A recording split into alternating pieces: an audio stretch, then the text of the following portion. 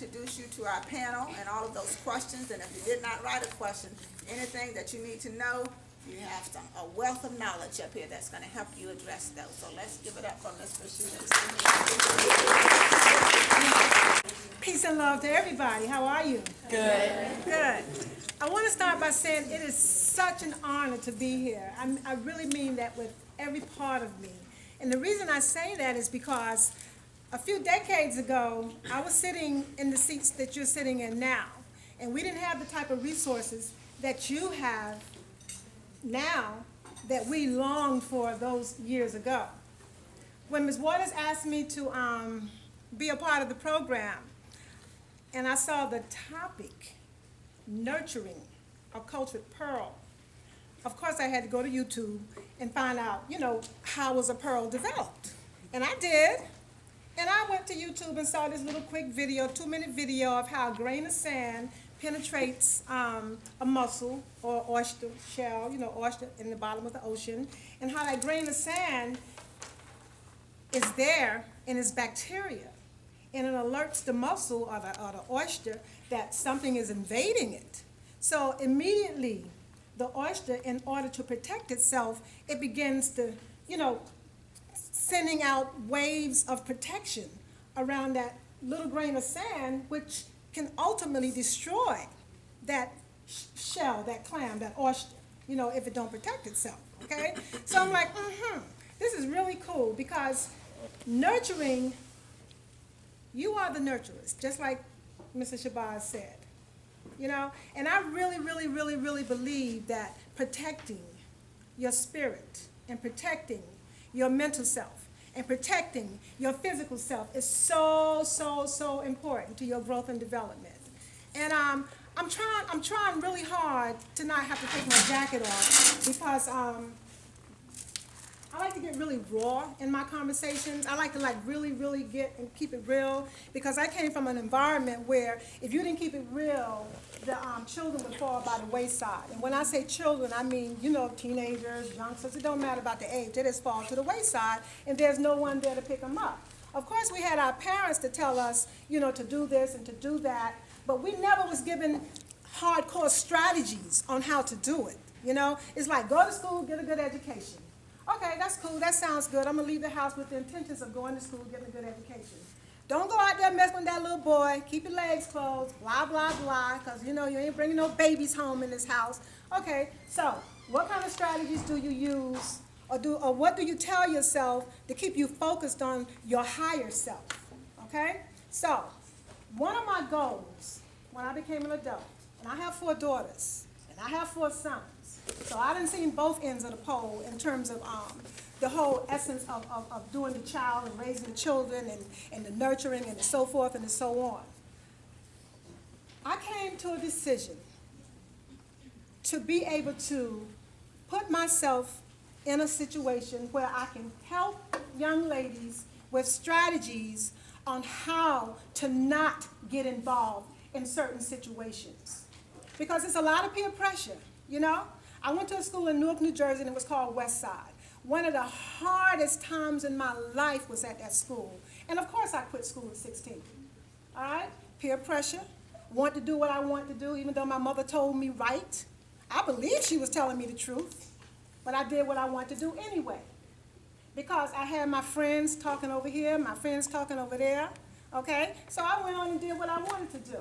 So years go by, I'm still doing what I want to do. Okay? But my spirit is being beat down in the process. My self-esteem is to the floor. And I really don't love myself. Even though I look good on the outside, I really didn't love myself because I didn't know how to love myself. Okay? A lot of you think that you know how to love yourself because you look good, you got your sweet-smelling perfumes on, your hair is all pretty and everything, but it goes a little bit deeper than that, young ladies. Okay? Part of my mission, this is my purpose, my mission, is to inspire you, okay? Not just to inspire you and leave you alone, but to motivate you, okay? One do not exist without the other. I'm not going to get you all fired up about living and life and doing this and doing that without giving you something to keep you going. You need that fuel to keep you going, just like a car, Just like anything that runs. You run on food, you run on spiritual talks, conversation. Okay? Now, I wrote a book, and it's called Don't Come Down from the Chinaberry Tree. And this book is a collection of short stories based on my life. All right? And believe me, when I was your age, my life was no different than your life. You think when we become adults that we so out of touch with reality, your reality, but we're not. We're not. Okay? So, this book lays the foundation for dialogue, for conversation, for discussion, to dig into some strategies on how to overcome or how to be consistent with accomplishing all of your short-term goals and your long-term goals. Okay? Because you're gonna have battles. You're gonna have obstacles. Let's face it. Okay? And you might end up pregnant, or you might want to drop out of school, but you can still do it. I dropped out of school at 16, but I ended up getting a bachelor's degree and a master's degree. All right? Was it hard? Of course it was hard. Did I want to quit? Yes. But did I? No. Okay? It's so important that you have a foundation. Okay? And that foundation will take you through to wherever you need to go in life. All right? It's just like building a house. If that foundation of that house is not strong and in place, it's going to crumble over with the least little wind. Okay? Keep it moving. It's a group designed for you.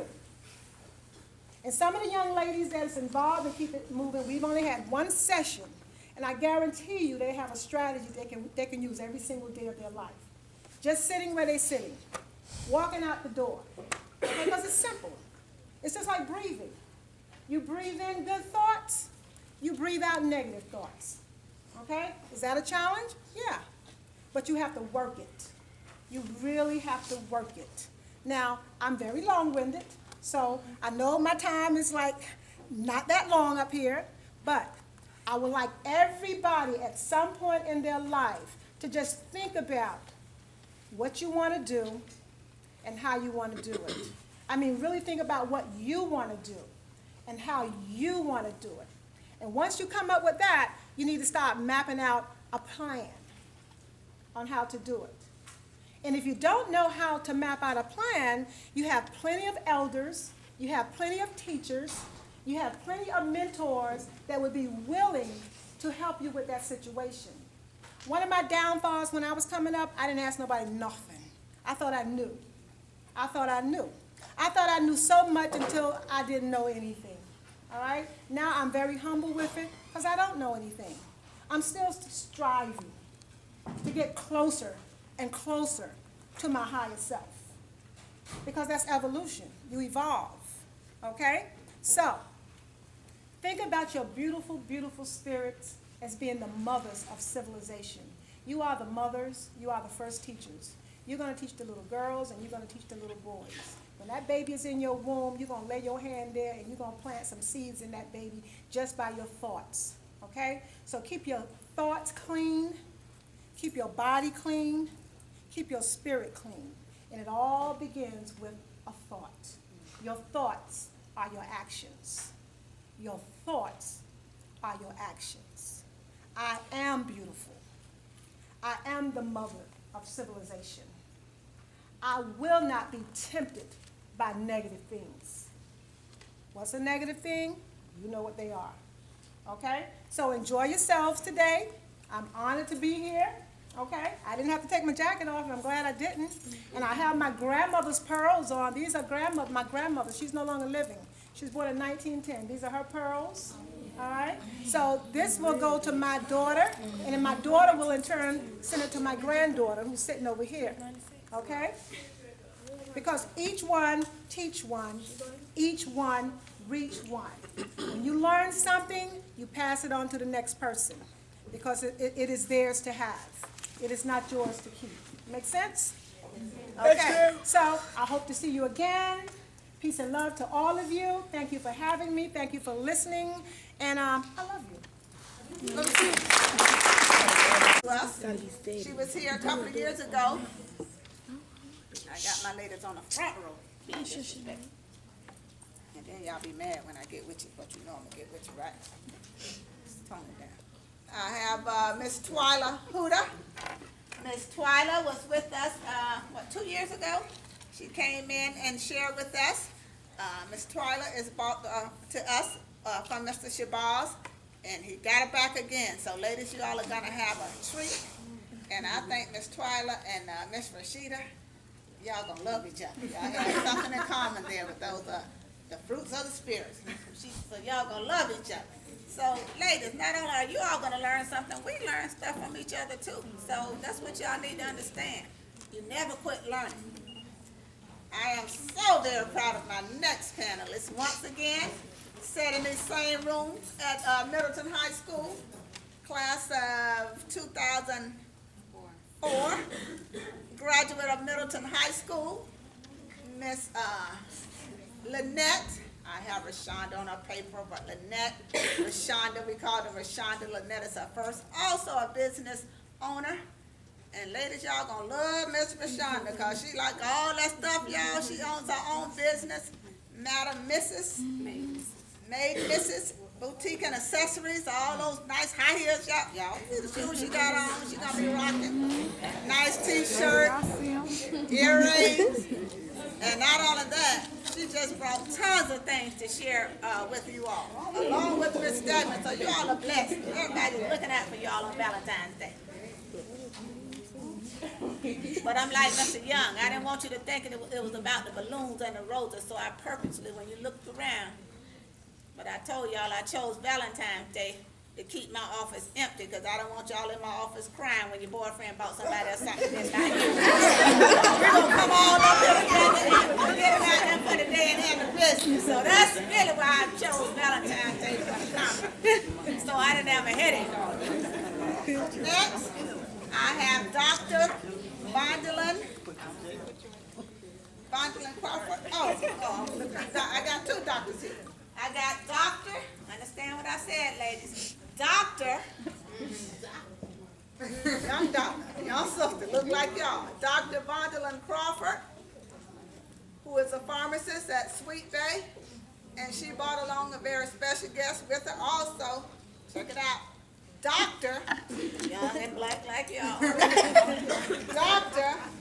Gaia Washington, who is also a pharmacist from Sweet Bay, who will be sharing with you on the panelists. You got an opportunity, Ms. Mateus, not on the panelists, but feel free to jump in, Ms. Mateus. She wanted to do a special presentation to Ariel. Ms. Rasheedah, you all just had a chance to meet. In the back there, oh boy, he got a nice Valentine treat for the ladies. We got Mr. Daryl Daniels, which many of you have been around. Mr. Daniels has participated in every conference, male and female, that we've ever had. So many of you know Mr. Daniels. And boy, you're in for a treat. And then when we get on down the line, you're in for a bigger treat. Joining us this year, and he is now on our official roster for our conferences, is none other than Mr. Rasheedah Butler.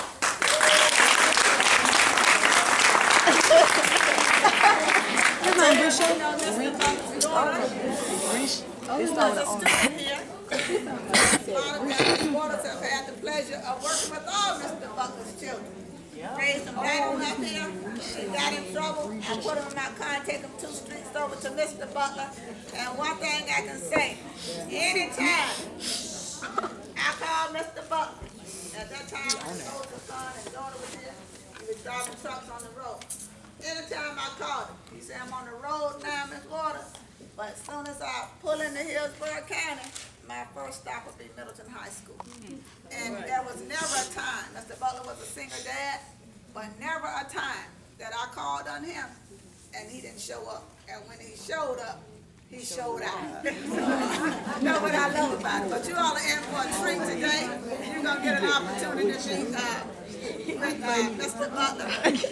And last but not least, another staple item. We don't even consider her as a guest because she's here every day. She's like one of our staff members. She will be facilitating the conference, and from this point on, Ms. Waters is going to sit down and be quiet because Ms. LaFay Thomas is going to take on from this point on, and she will take this conference here. I'm like y'all mother at school. You know how y'all don't listen to your mama because She don't know what she talking about. So the mama has to bring in some outside reinforcers that are saying the same thing that I tell you. But I tell you all the time, so you don't want to hear me, done tune me out. So I'm going to step back, turn it over to my reinforcers, and you all have a great day. We will have a break. When we do a break, all of us are not charging out at one time. We will not break during the changing of classes. When we do restroom breaks, we're going to use the nearest restroom a couple at a time. We're not going to be loud in the hallway. We're not doing any of that. Lunchtime, you don't have to freak out when lunch A comes, because we will feed you here today. We're not going to even feed you cafeteria food anyway. You're going to have a great lunch.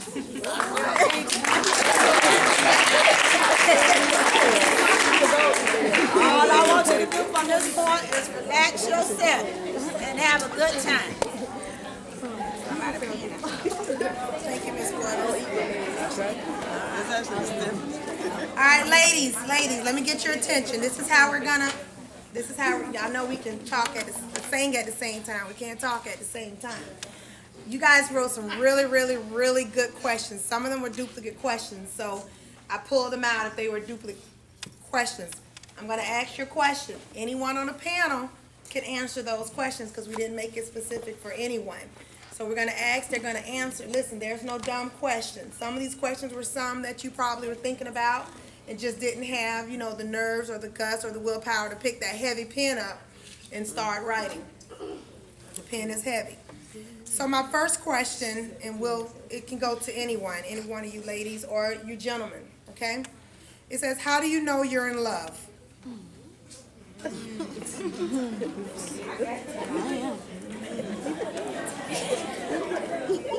Why y'all looking down here at me? Somebody. Okay, thank you. Ms. Officer Bowers is going to answer for us.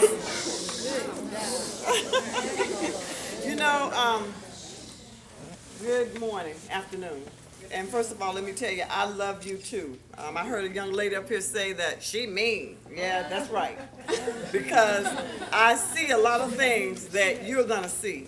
And when I see the way you act in public, you're going to be in that same spot. So, how do you know you're in love?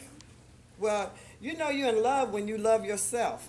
If you know that you can go to your house and he can go to his house, not come live with you.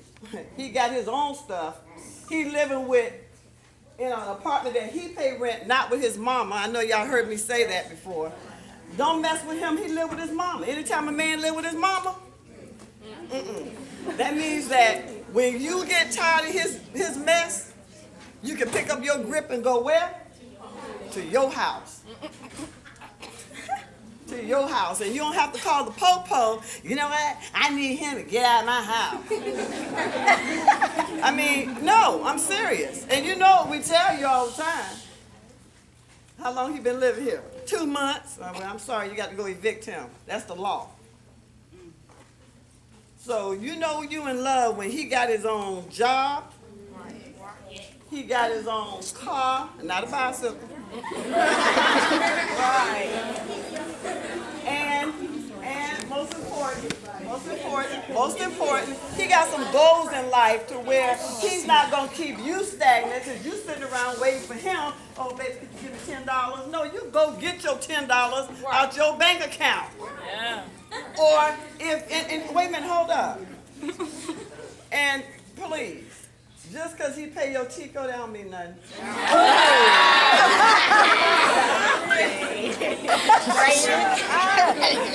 That don't mean you in love because he pay your Chico and your City of Tampa water and your Verizon bill. That don't mean nothing. Because I pride myself in being able to pay myself. See, when you get into those kind of relationships with these guys and you got to be dependent on them, you don't love them. You just love them because they're a thug. Or money. And that might be your problem. But see, I had a girl the other day. Okay, whatever. It don't make no difference. I love you too. But I had a girl the other day. She called up. She said, I want him to move out. Well, you know, she making it my problem. You picked him. So, why it's got to be my problem? Well, you need to get him out of here. Well, why I need to get him out? Well, tell me something. What is it about him that you love so much that now you want the po-po to get him out? Well, he had money. Well, where your money? Where your money? So you know what? You gotta know you in love when somebody can live at their own place. Number one, let's say it. You got your own place, your own car, your own job, and some gold. Some gold. G-O-A-L-S, gold. You